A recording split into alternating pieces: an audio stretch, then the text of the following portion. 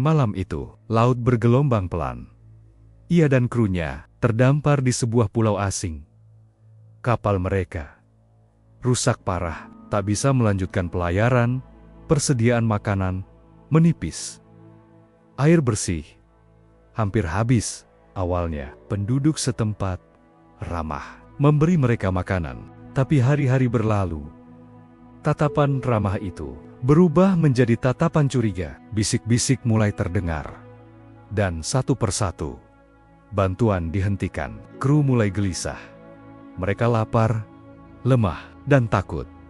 Sejarawan mencatat bahwa konflik kecil antara pendatang dan penduduk asli seringkali berubah menjadi tragedi jika tidak segera diatasi.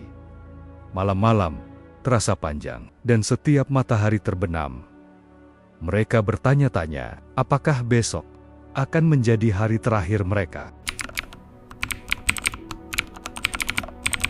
Beberapa penduduk mulai berdiri di tepi pantai, menatap ke arah mereka, senjata sederhana di tangan.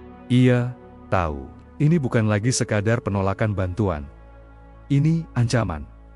Kru berbisik, ada yang ingin melarikan diri. Ada yang putus asa. Dalam catatan seorang sejarawan Jerman, disebutkan bahwa pada titik ini, banyak ekspedisi di abad ke-15 gagal. Bukan karena badai, tetapi karena konflik dengan penduduk lokal. Malam itu, ia duduk sendirian, menatap langit. Langit yang sama, yang telah ia pelajari sejak lama. Di tengah rasa putus asa, ia membuka catatannya dan menemukan sesuatu. Keesokan paginya, ia memanggil kepala suku dengan suara tenang. Ia berkata, "Jika kalian tidak membantu kami, kalian akan melihat tanda kemarahan dari langit." Penduduk hanya tertawa. Mereka mengira itu ancaman kosong. Tetapi seorang penulis sejarah modern pernah berkata bahwa ia bukan hanya pelaut. Ia juga pembaca langit yang cermat, mampu menghitung pergerakan bulan dengan tepat. Hari itu, ia menghitung malamnya, mengawasi langit setiap jam.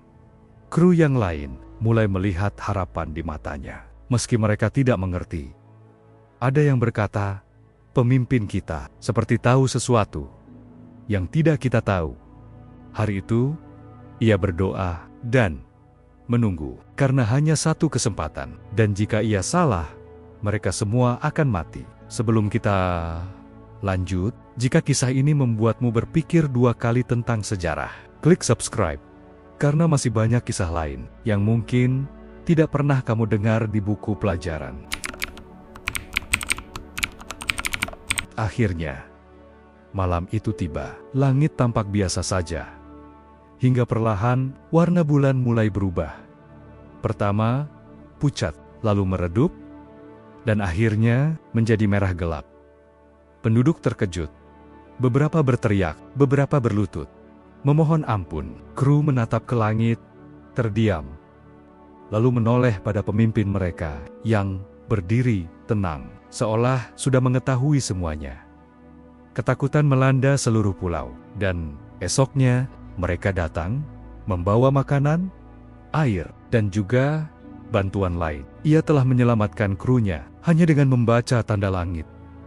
Dan pria itu adalah Christopher Columbus. Dan malam itu adalah malam gerhana bulan yang ia prediksi dengan tepat. Bagi penduduk pulau itu, ia seperti utusan para dewa. Bagi kita, ia adalah sosok yang memicu era penjelajahan baru dan sekaligus kontroversi yang diperdebatkan sampai hari ini. Kisah ini hanya salah satu dari banyak rahasia langit di masa lalu.